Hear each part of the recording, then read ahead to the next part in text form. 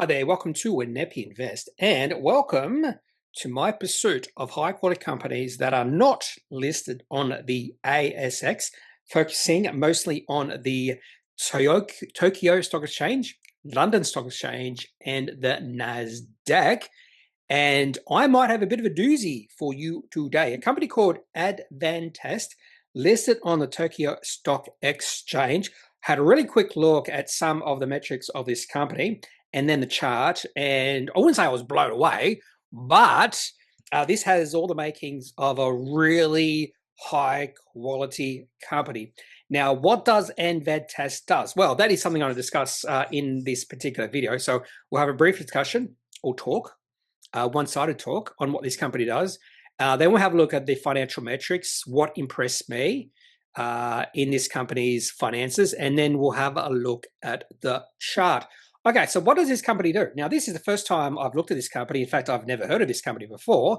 And the whole reason this company popped up is because I ran my own high-quality screener, I call Rule of 10, looking for companies that have revenue growth above 10% per year over the last 5 years, return on invested capital and operating margins, 5-year average above 10%, only for companies with market cap $100 million and excluding mining companies.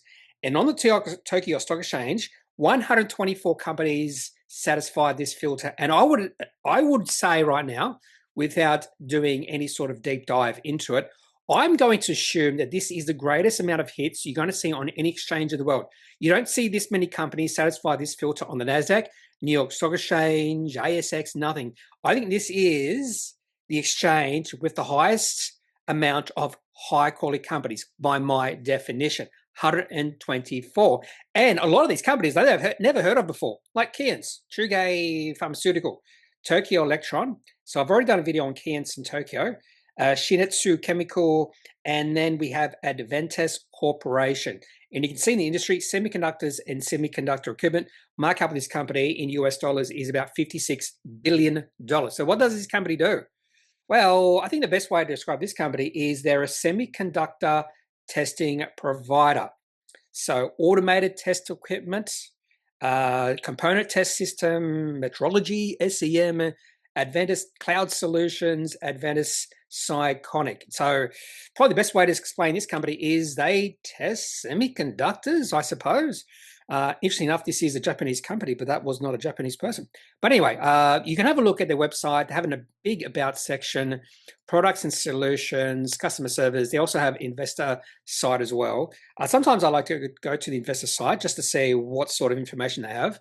But if we go to Fiscal AI says this company manufactures and sells semiconductor and component tests, system products, and mechatronics related products.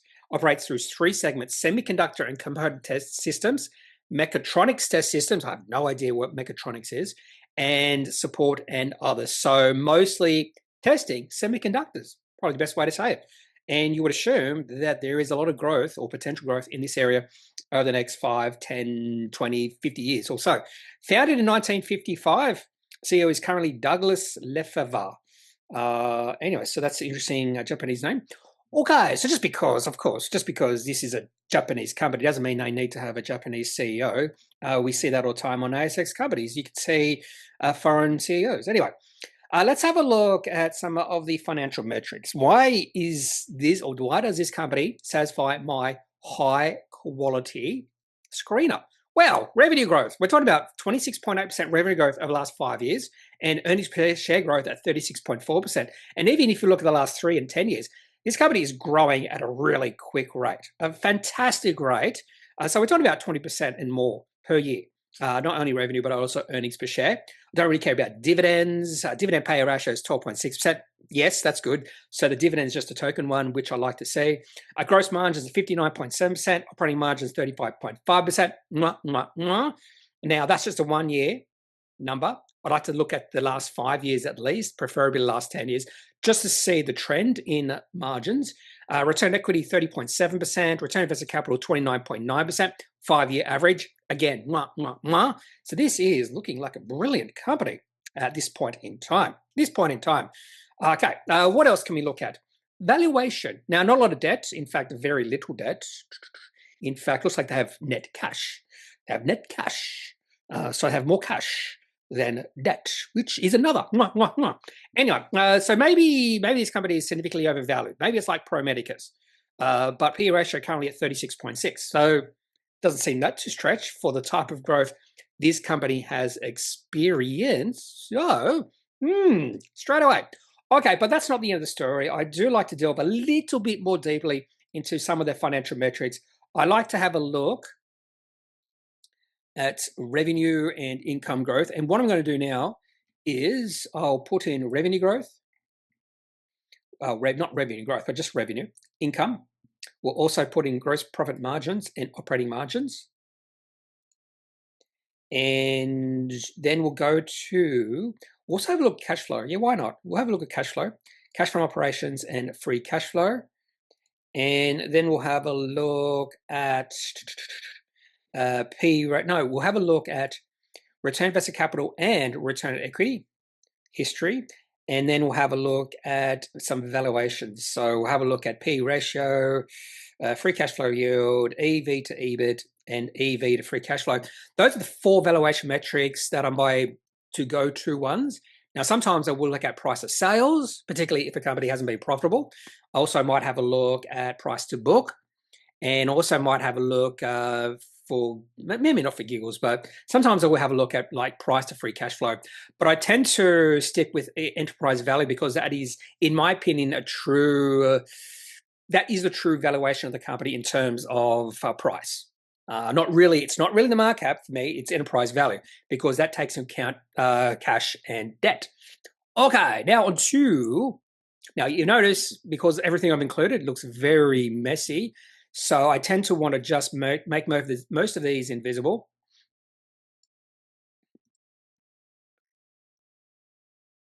And what I'll do is we'll start off with looking at, I hate how Physical AI does this.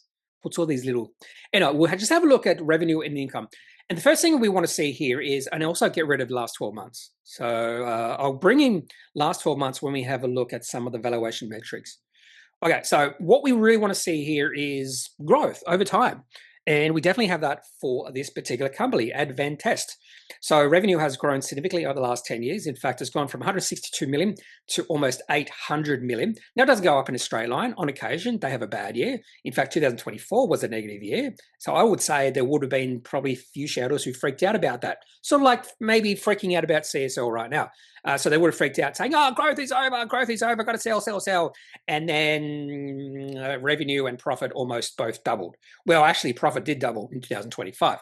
So over time, both of these metrics are improving. In fact, profit has gone from $6.7 billion, now it wouldn't be billion, 6.6 million to 161. No, that's right. That's not right. What is this in? This would be in yen. I'm assuming this is in yen. Yes, it's in yen. Okay. I could do it in US dollars because I'm trying to convert between the two. There we go. That's in US dollars. That makes way more sense for me anyway, just because I don't have to convert. Okay, so if we have a look at revenue, it's gone from 1.4 billion US dollars up to 5.2 billion. So really nice growth. And profit's gone from below $100 million, in fact, $60 million, up to over $1 billion in the last 10 years. This is exactly what you want to see. Now, just because we have seen this in the past doesn't mean it's going to continue. But who's going to bet that it doesn't continue for the next few years at least? Who knows? It couldn't keep on going for the next 5, 10, 20 years. That's the whole point of trying to find these type of companies because they've had really good momentum in the past 10 years.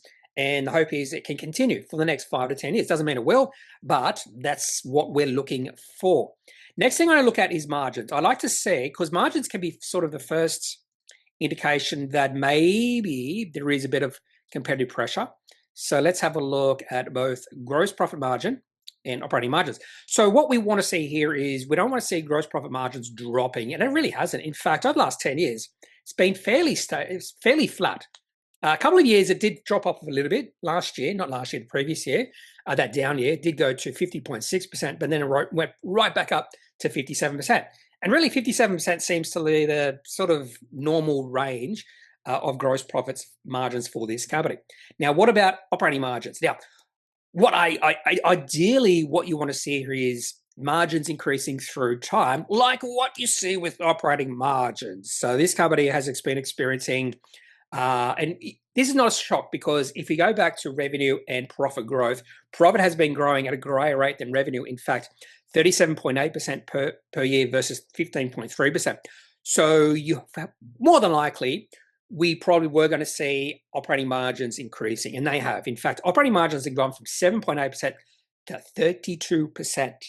That is how you get a significant increase in profit over revenue. And even if revenue is growing nicely at 15.3%, that's really going to amplify the increase in profit. So that's how a company can really grow significantly over a period of time by increasing their margins. So the question becomes, how much further can operating margins increase from here? We'll have a quick look at free cash flow and operating cash flow. The main thing is I don't want to see any sort of lumpiness. And you can see this massive increase in operating cash flow and free cash flow in the last year, after a few years where it dropped. So that's interesting in itself. So I'm not sure if free cash flow yield and even if free cash flow is going to be much use just because of the massive increase we saw in the year. It could be just a massive change in working capital, and maybe we'll see it drop significantly in the next year. All right, so I'm not sure that's going to be as reliable as what I would like. Now to return invested capital and return on equity. Now I'm going to show you these at the same time because I don't think there's going to be much difference between the two. No. And ideally what I like to see is these metrics, I wouldn't say increasing through time. Now, back in 2016, both of these metrics were below 10%. So if I was doing this particular video 10 years ago, well, I probably wouldn't be doing it because this is in pursuit of high quality companies. And more than likely, 10 years ago, I probably wouldn't have thought of this company as high quality. So this quality status of a company can change over time. And this company probably has shown that over the last 10 years. And since then, this company's return invested capital and return equity has grown. There was a little bit of dip in 2024. So maybe we did see a bit of a sell-off in the shares back then. But we'll say seven, 1, 2, 3, 4, 5, 6. 6 out of the last 7 years, return invested capital and return equity have been roughly above 30%. So that's again another. Okay, now on to valuation. Okay, so P ratio 36 may not seem that high. We'll go to the last 12 months, so it includes right now. So let's have a look at the PE ratio of this company, just to see if it's overly stretched. Now, not surprisingly, the PE ratio at the start of 2024, June 2024 was roughly 70. Now, that was during that bad year. So the PE ratio looked a little, or the valuation of the company looked a little bit stretched. Now it's at 37. And if you compare that to what we've seen over the last 10 years, definitely not on the low side. In fact, the PE ratio of this company has been as low as 11. What the heck? Or 8 back in 2019. Maybe that's just a symptom of the Japanese market. But if I saw this company with PE ratio of 11, I'd be all in now 37. And it's been as high as 42 in 2017. And then it jumped up to 35 in 2021. So all over the place over the last 10 years, but definitely not on the low end. So I would not say this company is cheap, but based off the growth, I wouldn't say it's expensive either. If you have a look at, say, free cash flow yield, I have a feeling, well, no, I thought maybe this would be really high right now, but it's not, at 3.42%. And over time, so what we're looking here is a free cash flow yield higher than usual. We don't really see that, but it's also not lower than usual, although it did get down to zero because the company must not have been free cash flow positive back in 2023 or 2024. Okay, what I might do is, last thing I'll look at is EV to EBIT. We'll have a look at EV to free cash flow very quickly. Yeah, not surprising. And the last thing I'll look at is EV to EBIT before we have a look at the chart. Okay, so let's see where it is here. And fairly similar to the PE ratio, where it's not too high, not too low, 25.46. So if the EV to EBIT of this company got below 10, I'd be like, wow, what a buy. But at this point in time, it's nowhere near that at 25.46. Okay, now onto the chart. And what we're going to do is we'll just have a look at the weekly chart.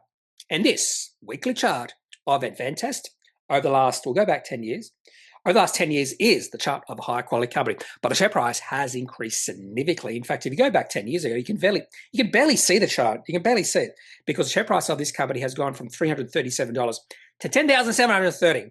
This has been a wealth winner for shareholders over the last 10 years, and it still looks relatively cheap, not that expensive.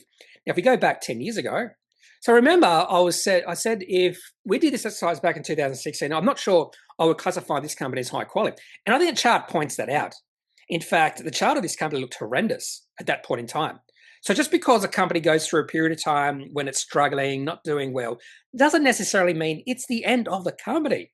No, this company changed fortunes. Maybe they found some tailwinds, maybe had new CEO, something like that. And the sort of a shift in sentiment in this company occurred back in 2016. August, September, share price moved above the 200-week moving average, and now that particular moving average acted as support. And in fact, only briefly has the share price fell to the 200-week moving average back in 2018. Also back in 2022, October, which is understandable. That was a great time to buy. And look what happened recently in April. Look at what the share price did. And it bounced beautifully off the 200-week moving average. That was the last really good time buying this company, and the share price has doubled. In fact, it's more than doubled since then. So this is the chart of a high-quality company. And that was great buying. I just wish I knew this company at that point in time, because I'm definitely putting this company onto my watch list. So that is Adventest. A bit of a doozy, I think, in my opinion. I think this is a great example of why I do this sort of thing, or why I'm doing this sort of thing, trying to find or discover high-quality companies that are not on the ASX. And here is one, Adventest on the Tokyo Stock Exchange. If you have any questions, any thoughts, leave those in the comment section of this video. Otherwise, I'm not an advisor. If you need advice, make sure you seek out someone who is qualified and can speak to your own financial needs. That's it for this video. Have a good day. Bye.